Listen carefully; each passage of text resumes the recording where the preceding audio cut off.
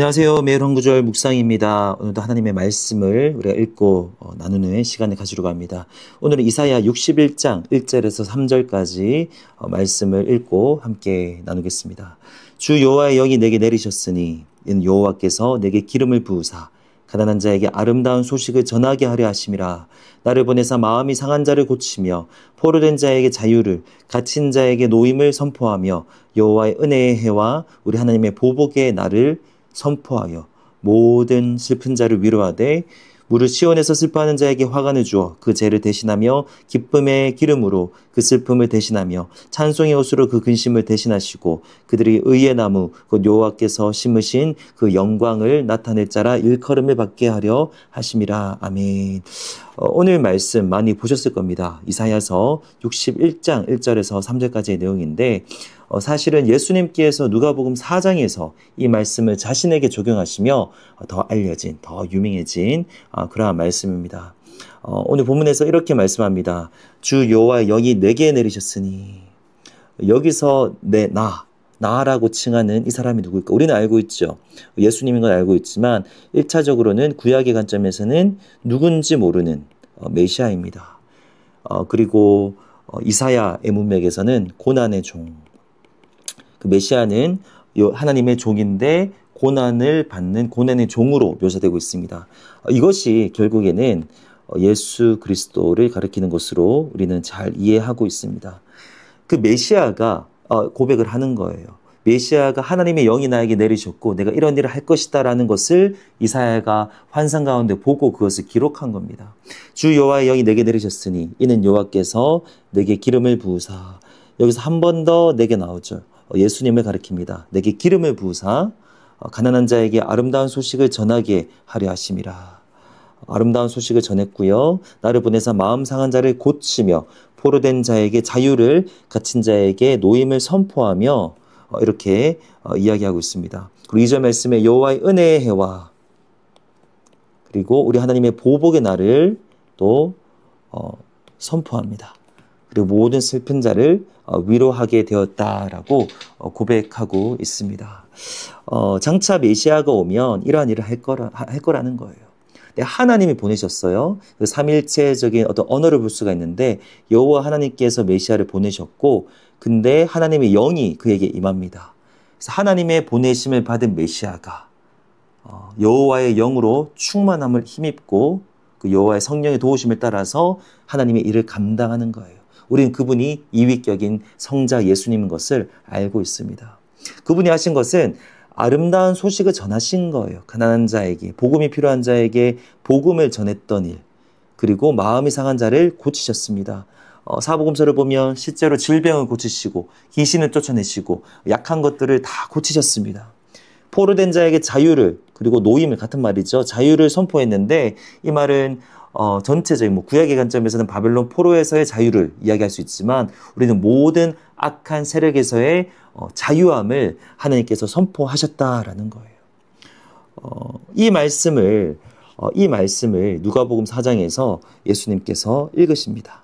누가복음 4장에서 회당에서 이사야서를 펴서 읽으시고 이 말씀이 오늘 이 순간 나를 통해서 성취되었다, 이루어졌다라고 선포를 하십니다. 그 메시아가 예수 그리스도 자신이라는 것을 말씀하신 거예요. 더 나아가서 그분이 하나님의 아들이라는 것을 예수님께서 삶 가운데 선포하시고 우리에게 보여주셨습니다. 흥미로운 사실은 2절 말씀에 보면 하나님의 은혜의 해도 있고요. 그리고 하나님의 보복의 날도 있죠. 성격이 좀 다르죠. 이거를 다 선포하신다 그랬는데 누가복음 4장의 말씀을 보면 은혜의 해만 언급하고 있어요. 그리고 보복의 날은 언급하고 있지 않습니다. 왜 그러냐면 구약의 관점에서는 그냥 예수님이 오실 때 종말이 이루어질 것이고 그때 하나님 나라가 이루어질 것이다 1차원적으로 접근했다면 신약에서는 지금 우리는 알죠. 예수님의 초림, 첫 번째 first coming이 있고요. second coming, 재림이 있습니다. 이때는 은혜의 때입니다. 그래서 예수님은 은혜의 해만 누가복음 4장에서 언급을 하셨어요. 그 보복의 날은 보복의 날 선포하지 않으셨습니다. 이때는 예수님께서 다시 오실 때 그때까지 복음의 믿음으로 반응하지 않은 모든 자들을 심판하는 날이 올 것입니다. 그래서 3절 말씀이에요. 슬퍼하는 자들에게 기쁨을 주실 것이다 라는 말씀을 이렇게 풀어서 설명하고 계십니다. 시온에서 슬퍼하는 자에게 화관을 주겠다. 그 죄를 대신해서 기쁨의 기름으로 그 슬픔을 대신할 것이다. 죄는 슬픔의 상징이죠. 그리고 회개의 상징입니다. 그런데 기쁨의 기름 그리고 기쁨의 면류관을 주게 될 것이다 라는 것. 예수님을 통해서 그렇게 될 거라는 것입니다. 찬송의 옷으로 그 근심을 대신하시고 그들의 의의 나무 여호와께서 심으신 그 영광을 나타낼 자라 일컬음을 받게 하려 하심이라. 이전에는 슬퍼하고 자유가 없으니까요. 포로니까요. 슬퍼하고 회개해야 되는 그런 상황 가운데 있지만 예수님을 통해서 기쁨을 누리고 찬송하며 하나님의 영광을 나타낼 자로 불림받는 그 하나님의 백성들이 될 것이라는 겁니다. 오늘 말씀을 정리하겠습니다. 이 말씀은 예수님 안에서 성취가 되었습니다. 예수님께서 기름 받고 기름 부으심을 받으시고 성령의 충만을 경험하심을 통해서 이 일을 하셨어요. 복음을 전하셨고 고치셨고 자유를 선포하셨고 또 슬픈 자들을 위로하셨습니다. 그러면 우리에게 어떻게 적용될 것인가? 두 가지로 적용될 수 있을 것 같습니다. 우리는 지금 이 은혜의 때, 은혜의 해라고 했거든요. 은혜의 때, 은혜의 시대를 살고 있습니다. 초림과 재림 사이를 살고 있습니다. 그럼 이런 우리는 두 가지로 적용할 수 있습니다. 첫 번째, 누림. 예수님께서 이미 하신 이 일을 누려야 돼요. 복음을 전하셨고 마음이 상한 자를 고치셨고 자유를 선포하셨는데 한번 되돌아보라는 거죠. 되돌아보자는 거죠. 우리는 그 자유함을 누리고 있는가? 그 복음을 누리고 있는가? 치유를 누리고 있는가? 그 은혜를 누리고 있는가? 슬픔을 이미 기쁨으로 바꾸셨다라고 했는데 여전히 슬퍼만 하고 있지는 않은가? 잘 누려야 된다는 것이고요. 두 번째는 예수님께서 하신 일에 동참해야 된다는 겁니다. 예수님께서 이 일을 하셨어요.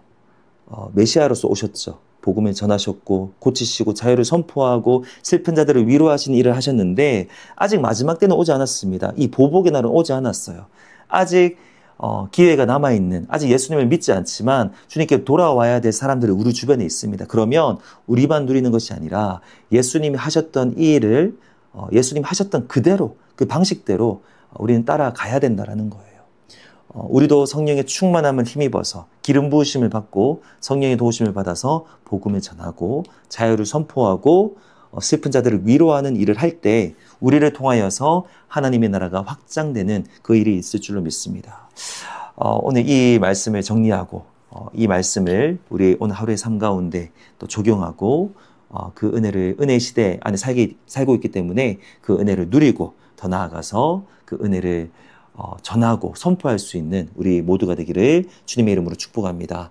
하나님 아버지 감사합니다. 오늘 이 말씀 이사야 61장의 말씀이 예수님 안에서 이미 성취되었음을 우리가 살펴보았습니다. 우리는 지금 은혜의 시대를 살고 있습니다. 그리고 그 보복의 날이 아직 완전히 오지는 않았는데 그 사회를 살아가는 사람으로서 하나님 예수님께서 이루신 그 은혜를 온전히 누리게 하여 주시옵소서. 자유를 누리게 하여 주시고 위로받게 하여 주시고 그 복음에 붙들리는 삶을 살게 하여 주시옵소서. 더 나아가서 예수님이 하신 일에 동참하며 우리도 예수님처럼 복음을 전하며 위로하며 고치며 자유를 선포할 수 있는 우리 모든 한마음교회 성도님들 되게 하셔서 우리를 통해서 주님의 나라를 누리고 또 하나님의 나라를 확장하는 우리 모두 되게 하여 주시옵소서. 감사합니다. 예수님의 이름으로 기도합니다. 아멘.